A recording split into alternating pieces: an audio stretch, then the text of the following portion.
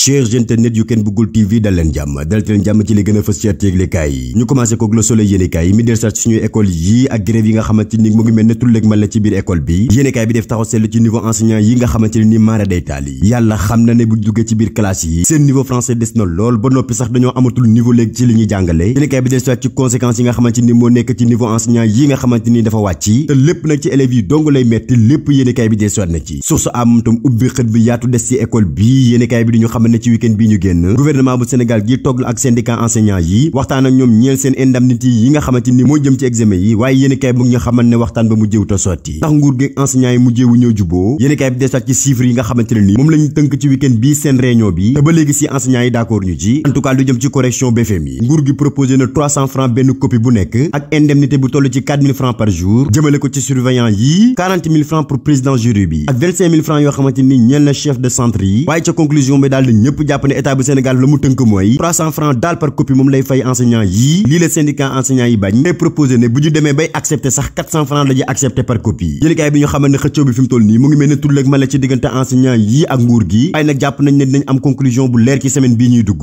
yéenekaay bi sa wet ga di ñu xamal ne ñi am conclusion bu leer kay ci élection locale yi ñu génn moo di grand parti bu Malick Gakou nga xamante ne nii ci investiture ya dañ leen a beddi woon ci biir Yewwi Askan bi yéenekaay bi di ñu xamal ne ci week-end bii waa grand parti def nañu seen réunion jàkkaarloog seen leader bii di Malick Gakou waaye waxtaan ba neexutoon ndax lieutenant yu Malick Gakou yii dañoo dóor ci table bi xamal Malick Gakou mii ne ko nag li ñu daloon ci élection locale yii duñu dal ci législative yi ma ne waa Yewwi Askan bi nañ ñu respecté te investir ñu rawatina ci élection législative yii ndax booy xool ci élection locale yi ñu génn amul fenn foo xamante ni grand parti investir nañ ko fa kon nag li ni mel ñun ñoo koy xeexal suñu bopp responsable yii nekk ci biir grand parti xamalaat Malick Gakou mii responsabilité am ci biir Yewwi Askan bi da koy fàttali nag ne élection législative yii nag moom dañ ciy xar suñu tànk tubéy Sud Quotidien ñi xar seen tànk tubéy kay ca Casamance moo di armée Sénégal gii nga xamante ni jamono ji dañoo viser village bu Salou Sadio mii nga xamante ni moom moo jiite MFDC yéenekaay bi ne armée bu Sénégal gi fi mu toll nii dem nañ attaqué ko bés bi le jour di ko dëggal ne gannaaw ay semaine yàlla yoo xamante ne nii otage yi ñu jàppoon ci armée Sénégal gii mujjee nañ leen a libéré ñoom armée bu Sénégal gi fas yéene nañu jàkkaarloog Salif Sadio te jamono ji ñuy wax ak yéen dañoo mujjee encercler village bu Salif Sadio bii nekkee ca nord bu signé sa Casamance yéenekaay bi di ñu xamal ne li gën a doy waat ci situation ba mooy population ba dëkkee foofu ñoom ñëpp a ngay daw di génn village ba lépp rek ngir mën a moytu rek jëye am fa Walf Quotidien ubbi xët bu yaate jagle ko coog passeport diplomatique bu Ousmane Sonko bii yéenekaay bi di ñu xamal ne ci week-end bii la Ousmane Sonko génn def point de presse waaye fi mu toll nii coow léegi mel ni tulleeg mel ci passeport diplomatique am bii yéenekaay bi de ci point de presse bi Ousmane Sonko di ñaaw lu fuite yi nga xamante ni génne na ci gendarmerie bi tey joxoñ nag baaraamu tuuma Macky Sall mii ne mooy sant ñenn ñuy dem ci plateau télévision yi di uññi dèjà li nekk ci biir enquête bi yéenekaay bi di ñu xamal ne Ousmane Sonko fi mu toll nii dafa mer ba futtu xam leen nag ne li jëm ci passeport diplomatique am bii moom renouvelé na ko ba noppi te nag bés bu bëggee génn réew mi kenn mënu koo tere génn réew mi waaye yéenekaay mu ngi xamal ne ministre des affaires étrangères Aïssata Tall Sall génn na tontu Ousmane Sonko mii te koy xamal ni gis nga renouveler passeport diplomatique ça n'a rien à voir ak sa contrôle judiciaire bi nga xamante ni moo la tere génn réew mi fi mu toll nii Ousmane Sonko bu yeboo rek nga toog te xam ne jamono ji mënoo génn réew mi li ni mel nag justice dina ci def liggéeyam en tout cas Seydou Sané bu Benno Bokk Yaakaar yàkk na lu mel ne xamee Ousmane Sonko mii te koy xamal ni fi mu toll nii nag moom daa mel ne dafa ragal moom njiitu Pastef bii am na lu muy ragal ci dossier bii lii doo nga tax mu bëgg a génn réew mi waaye nag na xam ne fi mu toll nii justice dina def liggéeyam ci nii wala ci naa La Tribune yéene kay ubbi ci xët bi yaat ne Ousmane Sonko kay dafa mujjee défier état bu Sénégal bii xamal ko ne ko du yow du justice su Sénégal bii kenn ku ma mën a tere génn réew mi Ousmane Sonko di xam ne ci biir yéene kay bi ne li ma gën a métti moo di presque atu yàllaa ngi nii may jaabante ci tribunal ngir rek def benn signature te ba léegi mënuñoo dem procès Ousmane Sonko di xam ne ci biir yéene kay bi ne dootuma demate tribunal naan damay signé mën na la signé tuma tey signé tuma ëllëg njiitu Pastef di xam ne ci biir yéene kay bi ne lu jëm ci sama wàllu passeport diplomatique moom yor naa ko ba noppi saa yu ma bëggee génn réew mi dinaa génn réew mi ba xool kan moo ma koy aaye Ousmane Sonko wax ci doyen des juges attaqué justice bi ba noppi teg ci ne dootul demate tribunal naan dafay signé ndax li mu seetlu ba seetlu moom Ousmane Sonko moo di suñu justice bii teguwul ci yoon état bu Sénégal lay déglu di ko may nopp waaye nag li ni mel nag ñun dootuñ ko accepté ti yéenekaay bi ñoo xamal ne ministre des affaires étrangères da fi mu toll nii génn nañu tontu Ousmane Sonko mii te kenn dafa ko nag ku dul ministre bi ci boppam maître Aïssata Tall Sall recadré waat Ousmane Sonko te koy xamalaat boppam ne ko réew mi mënoo cee génn même boo yoree passeport diplomatique mënoo génn réew mi ndax yaa ngi contrôle judiciaire kon nag il faut que Ousmane Sonko nga respecté nag justice du Sénégal Les Échos yéenekaay ubbi xët bu yaatu moom jagleel ko coow li nga xamante ni moo nekk ci biir Benno Bokk Yaakaar yéenekaay bi dañu xamal ne fi mu toll nii Macky Sall mu ngi waajal élection législative yii ñeel 31 juillet 2022 Macky Sall ci biir yéenekaay bi ñaawlu loolu liste parallèle yi nga xamante ne amoon na ci élection locale yii ñu génn tey xam le nag ne loolu jeex na tàkk dootuñu accepté ci benn liste parallèle ci n'importe quel dëkk nag yéenekaay bi dañu xamal ne Macky Sall mujjee naa recadré bépp responsable bu nekk ci biir Benno Bokk Yaakaar rawatina ñi nekk ci diwaanu Kédougou Kaolack ak Tambacounda dëkk yooyu nga xamante ni moo gënoon a fës ci liste parallèle yi fi amoon ci élection locale yi ñu génn Macky di leen xamal ne li ni mel nag dootu fi amaat dootuñu accepté ci benn liste parallèle rawatina ci élection législative yi ñu jëm képp ku ko mën a def du mooy liste Benno Bokk Yaakaar gii danaa la sanctionné. L'Observateur di ko dëggal ne fi mu toll nii kay Macky Sall jàmm la woote rawatina ci coalition bii di Benno Bokk Yaakaar jamono ji ñuy wax ak yéen ay tournée la ñuy def fi mu toll nii ci biir réew mi ngir mën a rassembler waat responsable yi nga xamante ni jubóo wuñu woon ci élection locale yi ñu génn. yéenekaay bi des ci kaaw Kébémer bi nga xamante ni délégation ba fa Macky Sall yónnee woon ngir dajale responsable yi Benno Bokk Yaakaar yi ay xeex la mujjee. Touba moom délégation Macky Sall ba laa la wax mujjee ñoo toog ca réunion ba ndax dañ leen a duuta ay xeer dàq leen ba ñu génn dëkk ba te duwaani Ziguinchor moom même bu fekkee ne réunion am na fa sax délégation bi nga xamante ni Macky Sall yónnee woon na ko fa mën na la Benoît Sambou ak Doudou Ka dañ leen a mujjee zappé ba tey ji laa la wax nii teguñ seen tànk ca réunion ba. Direct News ubbi xët bu yaat na fa am coow dëgg kay moo di ca daanu Louga ndax Moustapha Diop jël na position xamal Macky Sall mii ne ko nag man ak lu tolloo fukki maire ak juróom-ñaar ci département bu Louga bii dootuñu nangooti bootu ci ginnaaw Aminata Mbengue Ndiaye. Moustapha Diop di xam ne ci biir yéenekaay bi ne Aminata Mbengue Ndiaye ci boppam moo amatul légitimité mu toll ne ñëpp di nekk ci ginnaawam muy doxal. ñoom responsable ya nekk ca biir département bu Louga di xam le ne ñun waa Benno Bokk Yaakaar kenn la ñu gis kenn la ñuy jàppale te moo di Moustapha Diop mi nga xam ne mu ngi xam ne moom ci biir yéenekaay bi ne dootuma nangooti benn yoon Aminata Mbengue Ndiaye di ma jiite kon nag ñun waa Louga respect dong la ñuy laaj Macky Sall mii ak coalition Benno Bokk Yaakaar. léegi fa yéenekaay ne Macky Sall de fi mu toll nii leen dong la gis te moo di rassembler waat waa Benno Bokk Yaakaar waaye du yomb benn yoon ndax ta fi mu toll nii délégation ya muy yónnee ci yenn yi dëkk mën na la am na ci dëkk yu bëri yoo xamante ni délégation ba dañ leen a mujjee sànni ay xeer ñu wàññeeku waat yéenekaay bi def taxaw seetlu ca diwaanu Mbàkke ne la ba tey ji laa la wax délégation ba Macky Sall envoyé yegsiwul sa réunion ba ndax ay xeer message u président Macky Sall ba léegi si laa la wax wàccul ca diwaanu Mbàkke waaye nag ci diwaanu Kaolack Macky Sall moom ci boppam moo fa jël discours recadre waat responsable Benno Bokk Yaakaar yi ta leen di xabal ni xëccoo géeg xiiroo géeg ŋaaye géeg dàgg sant gi dafa doy sëkk nag ndax lii dong moo tax ngeen perdre élection locale yi ñu génn président Macky Sall ci biir yéenekaay bi di xamalaat responsable Benno Bokk Yaakaar yi ca diwaanu Kaolack ne yëg naa lépp te xam naa lépp responsable yi nga xamante ni demuñu woon ca campagne ba ñi nga xamante ni dañoo taxawaloon seen liste parallèle ba ci ñi toogoon seen kër ne duñu dugal seen loxo ci campagne bii lépp yëg naa ko waaye nag li ni mel ci boppam laa bëgg mu dakk en tout cas yéenekaay bi mu ngi ñu xamal ne Mimi Touré fi mu toll nii moom la ñu nommé mu nekk coordonnatrice nationale du parrainage ñeel coalition bu Benno Bokk Yaakaar ci élection législative yi ñu jëm la libération yéenekaay moom di ñu nettali mbir bu doy waar bu am ci diwaanu Kédougou benn xale bu tuuti boo xamante ni amul lu dul juróom-ñaari weer moom ma fa réer mër depuis le 10 mars 2022 yéenekaay bi di ñu xamal ne wër nañ ko ca biir dëkk ba yépp kenn tegu ko bët et pourtant xale bii amoon na protection lool fa mu nekkoon waaye dañ ko mujjee sàcc de yéenekaay bi di ñu xamal ne fi mu toll nii enquêteurs yi njott nañu sàcc bii mu ngi ci biir famille bii nga xamante ni fi la xale bi bokk lii moo tax ñu ciblé famille bi fi mu toll nii def ci enquête waaye ba tey jii France daani xëddem ba léegi si gisuñu xale bi